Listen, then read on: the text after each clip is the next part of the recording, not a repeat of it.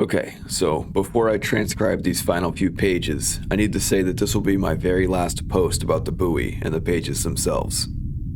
I didn't expect anyone to realize what I was up to so quickly, but I was woken up this morning by a knock at my door.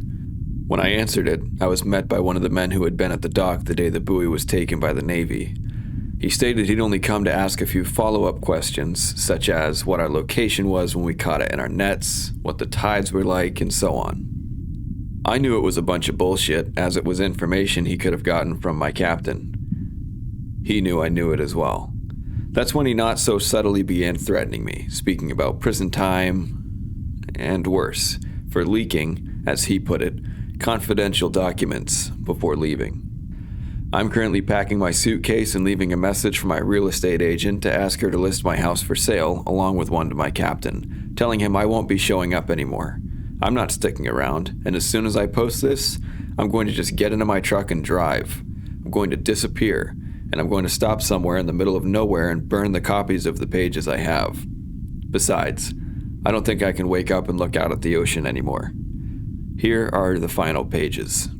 When we got back to base, we found even more chaos than we'd left. As we exited the airlock, Figueroa and King supporting Brockman, who was now hysterically crying, I heard confused and angry shouting coming from the operations room. Instructing Brockman be brought to the medical bay to have her checked out, I removed myself from my team and headed towards the half-open hatch to see what the commotion was about. When I pushed open the door, I saw David standing inches from Carruthers' face, his face a mask of panic and rage. "What the hell is going on out there?" he almost screamed. I hurried to get in between the two of them in case my old friend ended up losing his temper enough to physically assault our commander. Pushing them apart, I turned my head to look at both of them. Whoa, what in the name of God is going on? David looked at me, and in his eyes I saw something I'd never had before, and it made me feel uneasy. There was a mixture of pure animalistic fear and defensive anger there. He began to shout again, but I grabbed him by his shoulders. "Calm yourself, Dave. Yelling isn't going to help anything right now. Take a deep breath and tell me what happened."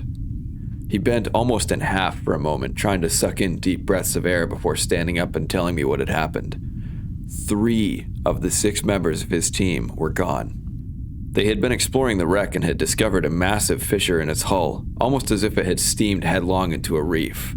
They were documenting the apparent cause of its sinking when a strong rush of water had caught him and 3 others in his team, picking them up off the ocean floor and almost flinging them over a dozen yards from where they'd been. The seafloor had also been kicked up, making visibility difficult to see. When they'd been able to make it back to the side of the wreck, the other 3 were just gone. There was no trace of them at all. Almost exactly like what had happened with Carpenter. I turned to Carruthers and asked him if there was anything at all about the 2 sites that he knew that we didn't. He insisted that he had no knowledge he was withholding from us. I felt too emotionally drained to try and push the issue, so I turned to my colleague and, in as calm of a voice, told him that there was no use in fighting that didn't use up unnecessary energy, and we needed to keep our heads level, if not for our own sake, then the rest of us. He looked at me hard for a long moment and then nodded before turning and heading back through the hatch. With the situation diffused, I turned back to Carruthers. "Has the storm above us blown out or passed yet? Do we have any contact at all with the surface?" He rubbed his hands over his eyes. He looked like he'd aged 10 years in 20 minutes. "No," he said wearily. The storm was still directly over our heads, and though he'd tried the emergency long-wave radio, he'd received no response. Until it passed, we were completely cut off. I rubbed my own eyes, and then told him that until we could reestablish communication with the surface teams, it'd be safer if no one else went outside. He agreed, then turned and slumped into his chair, his body sagging with the weight that had now fallen on his shoulders. I left him alone, glancing back at his back. Despite my own grief and fear, I couldn't help but feel sympathy for the man. He would be the one who bore the brunt of the blame for this, since he was the commanding officer on this station. I shook my head and exited, closing the hatch behind me and hurried to check on Brockman. Thankfully, she'd only suffered a minor emotional breakdown and had been given a light sedative to help her sleep. The rest of the teams were instructed to go and get some rest, and one by one, they filed out of the medbay, their expressions all a clear mix of anxiety and fear. Letting them go, I decided it would be best if I spoke to the head doctor about what I'd seen out there. Pulling her aside, I described in detail the moments leading up to Carpenter's disappearance, along with the thoughts I'd been having. She listened intently, and then commended me for my rational thinking. She did agree that I could have been affected by an early onset of nitrogen narcosis, and took 2 blood samples to check and see if our hypotheses were correct. As I left, she also informed me that the computer in the research lab had beeped once, indicating a part-way translation success. I thanked her and then headed to the lab to check before resting myself. Entering the dimly lit room, I crossed to the computer and shook the mouse to bring it out of hibernation mode. The screen came to life and glowed brightly. The one word it had deciphered proclaimed in big black letters, "Away." As I turned to leave, a voice from the other side of the lab made me nearly jump out of my skin. "Desmond." Whirling to face whoever had said my name, I found Figueroa sitting at the examination table, one of the carvings lying in front of her. "Good God, Lisa, give me a heart attack, why don't you?" I said, leaning against the wall to steady myself. She gave me a small, strained smile. "Sorry, I thought you'd seen me." I held up a hand in the universal sign for "it's okay." "What are you still doing up?" "You should be trying to get some rest like the others." She motioned for me to join her at the table, and I walked over. "My mind is still racing too much to try and sleep, at least yet," she said, and then gestured to the carving. "Have a look at the depictions on this." With a quick glance at her, I pulled on a pair of sterile gloves and gently pulled it towards me. "Is this the carving they're trying to translate?" I asked. "No, not this one," she replied. "That's over there." She pointed to the scanning machine behind the computer, where a large black cylindrical machine whirred softly. She continued, "Remember the giant monster and its underlings that we've seen depicted on many of the other carvings we've seen? Well, if you look here," she pointed to a section which showed what appeared to be them in combat with other creatures. "It appears they were locked into a sort of underwater siege with the beings here." She finished, and I looked closer. I could see the giant eel-headed creature looming behind its underlings, pointing with one of his clawed hands like a general commanding his troops. On the other side, there were what appeared to be creatures that, as close as you could come to describing them, were mermaids. They were humanoid in shape, with more human-like features than their adversaries, but still contained fish-like features. Large, fish-like eyes and mouths containing sharp teeth were the biggest giveaways. Behind them stood what had to be their leader, who was equal in stature to the eel monster. The biggest difference between him and his soldiers was the fact that a giant pair of tusks protruded from his mouth, and a single eye dominated his upper face. I looked up at Figueroa. "So, do you know who won this battle?" I asked. She shook her head. "No, but if you look here," she pointed to a symbol similar to the inner spiral of a nautilus shell seemingly tattooed on the tusked leader's chest. "I've seen this symbol on many of the ruins we've studied. It suggests that the ruins are theirs, or at least the people who worshipped them. Not theirs." She gestured at the eel creature. I ran my fingers over the carving, taking in it all. "Interesting. We'll have to cross-reference it against any other known ancient civilizations of the area to see if there's any bleeding over of their myths." I stood up to leave, but she grabbed my wrist gently. "That's not all," she said softly, before rotating the ruin over to reveal the other side. After a second of staring at it, my eyes grew wide. I jerked my head to look up at her. She simply nodded. My voice shook uncharacteristically. How is that possible?" Depicted on this side of the ruin, which almost appeared to be in much better, much newer condition, was a carving of what appeared to be the eel-headed monster pulling down a battleship while the tusked creature attempted to stop him. A World War II battleship. And more to the point, it looked almost exactly like the wreck which David's team had found and had been exploring.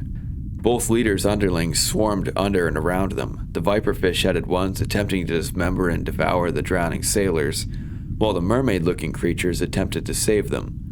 "Lisa, how was that even possible?" I asked again, almost in a whisper.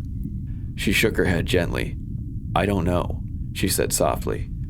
I held her gaze for a moment, then pulled off my gloves and stepped around the table. I took a deep breath, then spoke over my shoulder. "You should try and get some sleep." "I will," she said. "Soon." As I went to exit, I turned and asked her one final question. "If that battle depicted is the newest carving in terms of age, then what does that mean?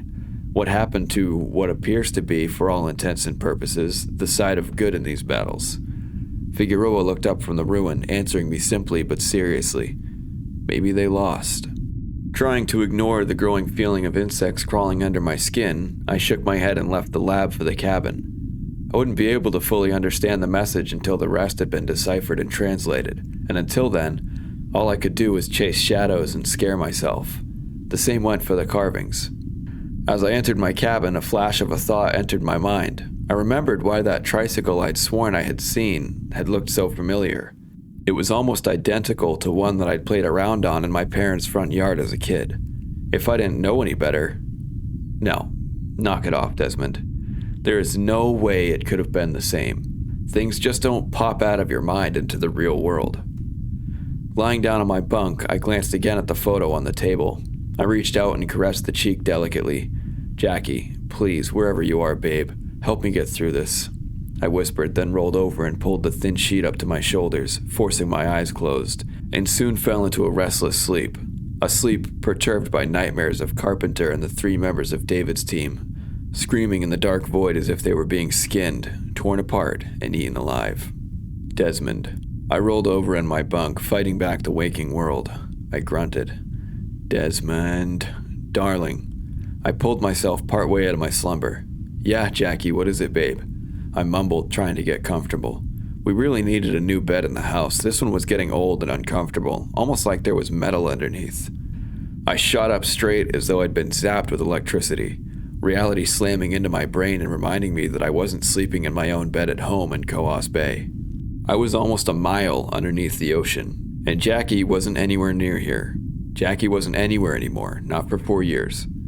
My breath came in huge ragged gasps, cold sweat coursing down my body. You couldn't have heard that. It was part of your dream. You didn't actually hear her voice. That's what I kept repeating to myself over and over, willing the mantra to sink in. After a minute or so, I started to believe it and forced myself to lie back down. I turned back onto my side and began to close my eyes again when a loud, piercing scream suddenly rang out from the corridor. My mind reacted faster than my body could relay information, and I flew out of bed, promptly tripping over the sheet that had entangled itself around my legs. Rubbing my head where it had hit the grated floor, I stumbled back to my feet and raced out into the hall. Everyone's hatches were open, and frightened faces all peered around the edges. All except one. I rushed from my cabin towards Brockman's half-closed door and yanked it open. She lay there, quivering, backed against the corner of her bed that was nearest the wall, her knees pulled up against her chest and her head tucked in them. I slowly crossed the small room and knelt on the bed in front of her. "Brockman." She didn't respond. I tried using her first name. "Tish, what happened?" A muffled reply came from between her knees, which I couldn't hear. "What?" She raised her head slightly, not enough to reach my eyes, and this time I heard her clear enough to understand. Though her voice was still muffled slightly from the mucus freely flowing from her nose and over her lips, giving it almost a burble. "I heard him." A shiver passed down my spine, though I couldn't understand why. "Heard him? Who's him? Who did you hear?" I asked gently. She raised her head completely, now meeting my gaze. She wore a look of almost petrified terror in place of the usual relaxed and happy expression I had grown to know and care about. Her voice trembled furiously. "I heard Sean calling out my name in the dark, asking why we'd left him there. He said... She choked back a sob and finished her sentence, her voice rising into a shrill scream. "He said what happened to him was nothing compared to the end we would receive, that we'd all end up dying here in this base, screaming in the dark." I stared in shock and sadness at her. She was completely going over into the deep end. Losing her close friend had absolutely shattered her psyche, and she was beginning to hear things. I made my voice as soothing as I possibly could, reaching out and gently putting a hand on her shoulder. She flinched slightly but didn't pull away. "Tish, it's okay. Nobody else is going to die down here. We're all going to make it back up top as soon as the storm clears. You didn't hear Sean. You're just mentally scarred from losing your friend. It'll be all right." She pulled her head up again to look at me, and I pulled back sharply at what I saw. The look on her face had changed. She no longer looked terrified. It had been replaced by a look of almost complete insanity. A smile crossed slowly over her lips, but this wasn't a happy smile. In fact, it made her look almost demonic in the low light. A small giggle escaped her, and her eyes burned holes into mine. "That's not all he said to me. He also said that you have a fate worse than any of ours. It's taken special interest in you because you're so damn smart and have such inner strength." She giggled again. It's going to take its time with you, Desmond. It's going to leave you for last, and you'll scream longer and worse than we ever will." And with that, she collapsed into unconsciousness. I slowly stood up and moved away from the figure on the bed. I knew that she hadn't been right when she had said those things, that her cracking mind had simply thought them up from a very dark place. And yet, I couldn't help but feel unrelenting chills pass through my body. Her words had wound their way past my rational thinking and into the deepest corners of my mind. And they were repeating themselves there, making me feel as though I were continuously being doused in ice water. I backed out of the cabin, allowing the medical team to enter and take her to the med bay to keep an eye on. Turning to the rest, I found them all staring at me. Some of their faces confused, on others, fear. Figueroa locked eyes with me as I scanned the group. I nodded at her and tried to keep the shake out of my voice. "It's over with, guys. Let's try and get a few more hours of sleep. We need it." And with that, I walked back into my cabin, Brockman's words echoing in my brain. "You'll scream longer and worse than we ever will." Trying to push it away, I laid back down again and closed my eyes, willing myself to fall back asleep and try to ignore the voice of the dead wife calling to me from somewhere in my subconscious. "Desmond. Nope, not listening. You're not there. You're only in my head. Desmond." Still not listening. "Desmond!" I shot up in my bunk. That voice had been one of the team. It came again. "Desmond, wake up and get in here." I stumbled to my feet, careful to make sure I didn't trip again on the sheets, and ran barefoot into the corridor. I recognized the voice now. It belonged to King, and it was coming from the operation room. Flying through the open hatch, I turned and saw him staring at the bank of monitors that showed the external views from the cameras mounted on the exterior of the base. Joining him, my breath was wrenched from me like a knife had just pierced my lungs. On the screen from the camera facing out from above the eastern airlock was an image we couldn't possibly be seeing. "Tell me you're seeing that too, Windows," King said in a voice that shook slightly. I could only nod in response. There was a diver out there. Whoever it was standing with their back towards the camera, but we could tell it was one of our dive suits. I asked him to zoom in to the lower part of the thruster assembly. Each individual diver had their names stamped on their respective suits to avoid confusion. We'd be able to tell who it was. As the letters came into focus, both of us let out our breath in a huge gasp. "That's Carpenter," King whispered after a moment. I kept on blinking my eyes, willing for the letters to change, but they remained the same. "That's fucking impossible," I said. "He would have run out of air more than 10 hours ago. There is absolutely no way he could possibly still be alive." He looked over at me, his eyes showing that he was trying to make sense of what was before us, but unable to. Then how in the hell did his body float all the way back here? I couldn't think of anything to respond with. Even though I wanted to, I couldn't. Caruthers, Figueroa, and Nodding must have heard King's shouts because they entered the room, Figueroa rubbing her eyes. "What's going on?" she asked sleepily. "Yeah," Nodding echoed. "What's up?" His eyes grew wide as he saw what we were looking at on the screen. "Carpenter?" He breathed out. Caruthers moved in between me and King quickly. "He couldn't have survived this long out there, could he?" He asked me quietly. I gave my head an almost imperceptible shake, just enough for him to notice. He stared again at the monitor, then turned back to the other two. "Guys, I'm sorry to have to be the one to say this, but..." He was cut off by Figueroa, who was pointing towards the screen we were now facing away from. "Oh my God, he's alive!" she yelped. We all swiveled back towards the screen, but the suit was in the same place as it had been when I'd first seen it. I turned back. "Lisa," I began gently, but Nodding cutting in. "No, she's right. I saw the suit's arm lift up as well. He's alive." Caruthers, King, and I tried to quiet the two of them. We could hear the rest of the group coming down the corridor, but suddenly Nodding was a blur of motion, running towards the hatch and beyond the airlock. "He's alive, damn it!" he screamed. "I'm not leaving him to die out there."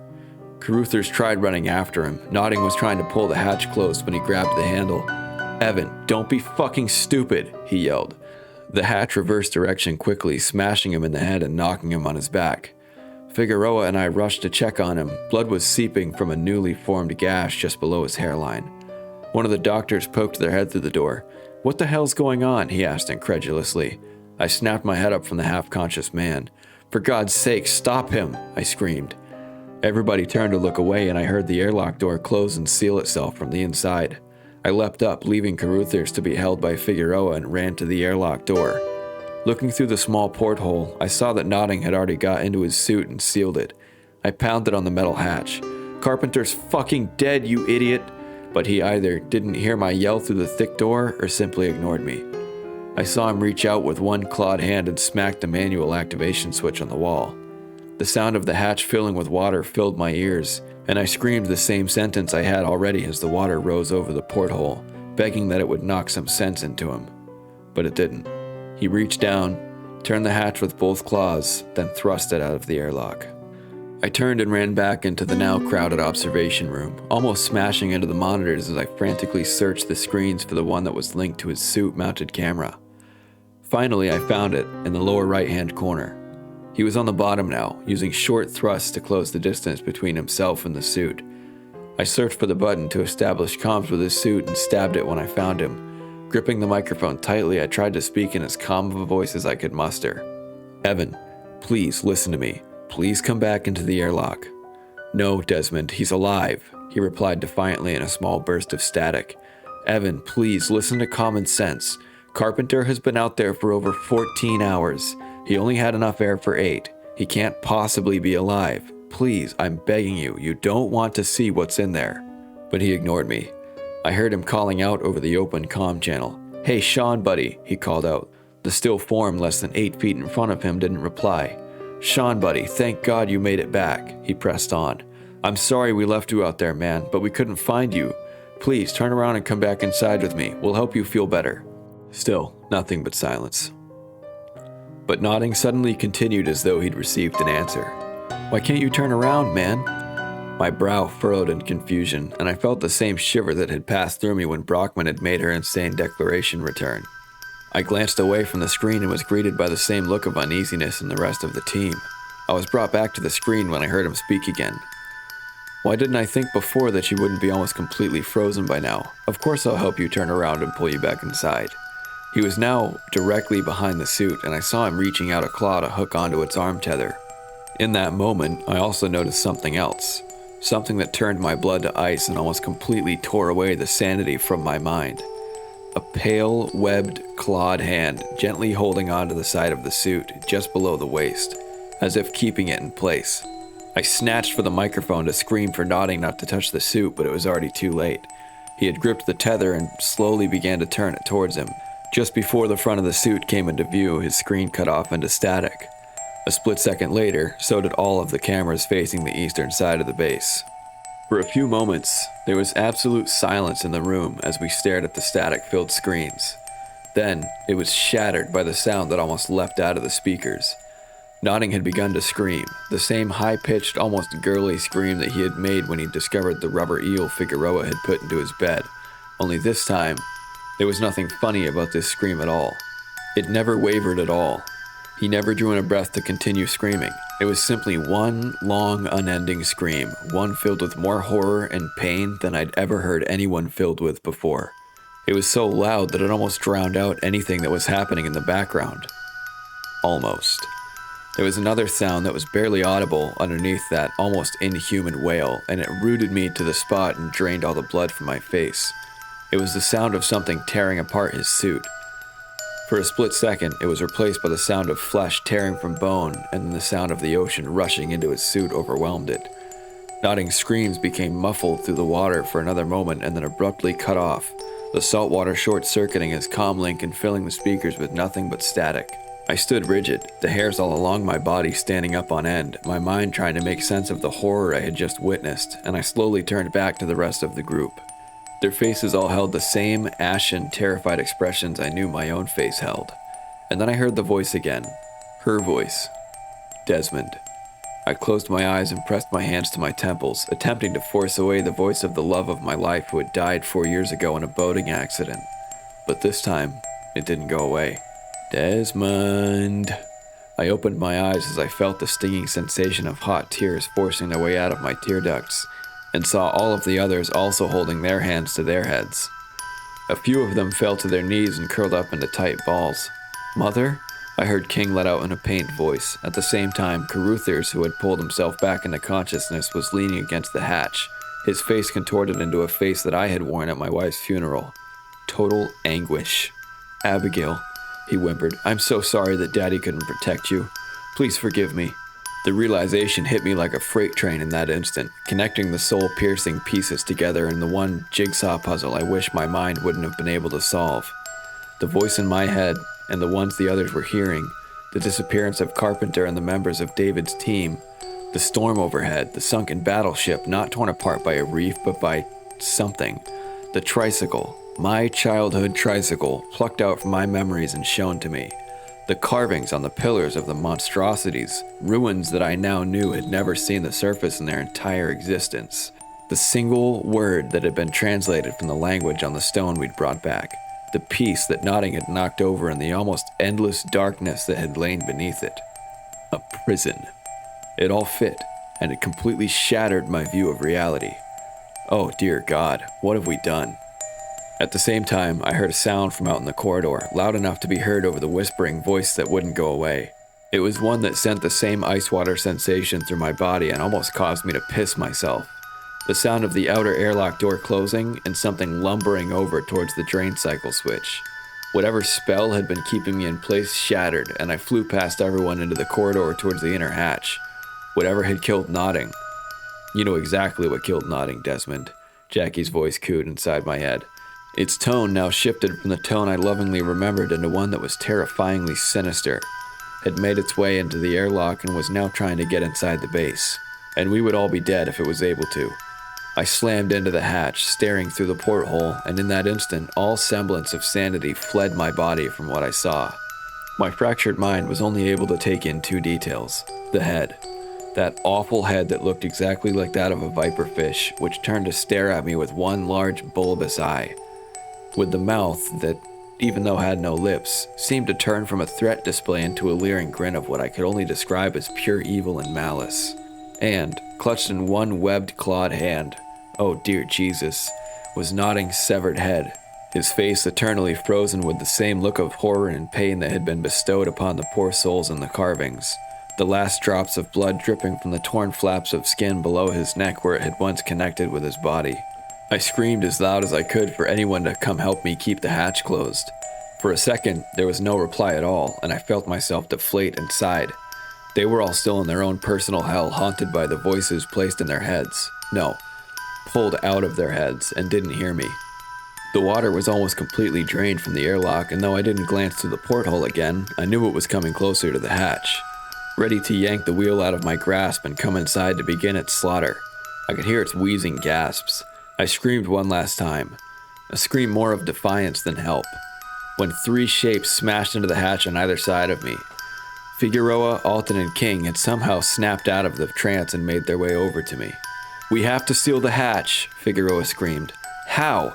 There's a manual lock on the door you need to press," Alton yelled. "Where?" I yelled back. "It's right below your left knee," King interjected. I swung my gaze down as I felt the wheel being torn from my grasp as it began to spin and unlock, spying the large black button set low in the door. I let go and let my own weight simply bring myself to my knees as I heard the loud click of the hatch unlocking and slammed the button with my fist as hard as I could, begging to a god I hadn't believed in since childhood that I'd hit it in time. "Manual east airlock seal activated," a robotic voice said from somewhere behind me. The wheel spun itself back into the locked position, and I could hear the creature let out a loud hissing sound, though whether it was of pain or defeat, I couldn't tell. We all breathed a collective sigh of relief as reinforced bolts slammed into position. Feeling victorious, I stood up, not staring into the porthole again, but aiming my voice into it. "Fuck you, you stupid scaly son of a bitch," I yelled at it. "Manual override trumps any strength your ancient ass may have. You lose, you seafood menu reject." For a second, the other three all stared at me, and then they slowly began chuckling. A second later, I joined in and we all slid down the door into sitting positions against it, laughing softly at each other. A soft voice choked away our laughter and echoed through the corridor. "You think you've won, Desmond." We all looked up to see Brockman standing in the center of the junction, somehow awake and wearing only a patient gown. In her left hand was one of the doctor's scalpels. Blood dripped from the blade in the clenched fist that held it. I could only assume it belonged to the medical team. I pressed myself back against the metal. "You think just because you kept one of them out, you're safe?"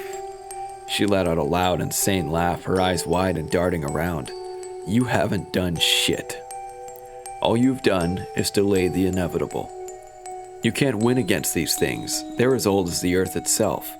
They will find a way inside sooner or later.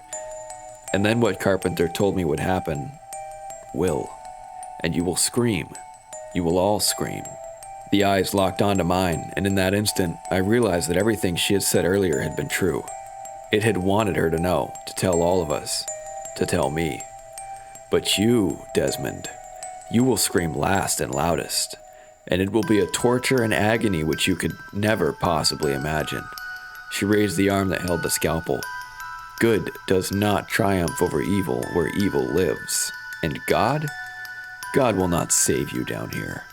Laughing maniacally, she raised the scalpel to her neck and in one fluid motion slit her throat from ear to ear. Figueroa's scream beside me stung my eardrums as her body fell to the ground, her mouth gurgling as she died. But it was not loud enough to mask the sound of the buzzer signaling that the west airlock had finished draining and the hatch unlocking. That moment was over 2 hours ago, though it seems more like an eternity to me. The four of us ran, and I saw the others stumble out of the operations room in a daze, the spell on them now lifted. I knew it was only because they wanted them all to see what was coming through that hatch, wanted them to feel the same horror that Notting and Carpenter and the others must have felt in the last moments of their lives, because they savor every drop of it. They wanted them conscious to witness their own deaths. I never looked back. I didn't want to see it tear into the first of the people I'd come to call my friends. See them torn apart slowly. I heard their screams, though. A single one, then silence for a time, then another, all in almost the same way as we'd heard Notting scream through the speakers. King and Alton had become separated from Figueroa and me. I don't know where they had gone, but we heard their screams about an hour later, one after the other. The two of us, the last two remaining, had locked ourselves in the research lab, cowering under the table with a computer that had finished decoding the warning that I already knew by now in my heart and soul. Stay away from here. Evil is imprisoned below. Death is what you shall find if you stay. Figueroa ran away half an hour ago. She had put her hands over her ears, no doubt being mentally tortured by the monster. Not the small ones, but the one that peers out of its newly unlocked prison. Its horrible face filled with malicious glee at what it is able to do once again. It must have become too much for her, because she finally wrenched herself free from my arms, ran to the closed hatch, and was gone. I know, I should have been the brave one and gone after her, but I was just too afraid. I dashed across the room and resealed the door before attempting to barricade it with another table in the lab, though I know that when those monsters choose to come for me, that will not stop them or slow their pursuit. I heard her scream 5 minutes ago. I know I am all that remains of the entire team, and that is why I'm hastily scrawling this account on a few sheets of scrap paper I found on top of the desk I hide under. Because somebody needs to know the truth about what has happened down here. I hear them pressing against the walls of the lab now. I can hear their soft, hissing cries of glee as they slowly inch closer to the hatch. But over all of that, I can hear their goddamn master whispering to me in my head. Whispering to me in the voice of the person I loved and cared for most in this whole world. It delights in telling me in that voice all of the things it is planning to do to me. Things that I cannot bear to write down, for I will lose the last tendrils of sanity left in my body. Brockman was right. It did leave me until last. It let me hear the ends of all the others, let each kill shatter a part of my soul. And now that it has almost completely broken me, it is sending its underlings for me. They will break into my temporary refuge. They will hurt me. They will bite and slash me until I am half dead. But they will not kill me. No. That honor is reserved for the master. The monster that is the source of old sailors' tales. Of legends as far back as man has dwelled on this planet. They will drag my almost lifeless body out of the airlock, forcing me into my suit to keep me from drowning, and then bring me back to those god-forsaken ruins. To that hole. That broken lock, and down where it awaits me, to that hole, that broken lock, and down where it awaits me to make my death something that even the cosmos will take notice of. I am placing this account into the upper compartment of the emergency distress beacon hooked into the wall on the opposite side of the lab and then sending it up to the surface.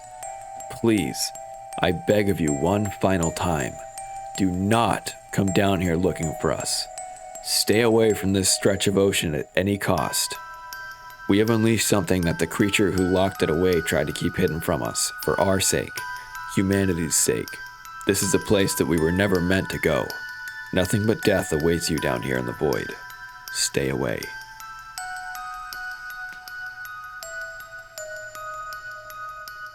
Thank you guys for listening. If you enjoyed this story, please leave a like. Don't forget to subscribe so you don't miss next week's story. I upload every Tuesday at 4 p.m. Can't wait to see you next week, and I hope you enjoy the rest of your day. Goodbye.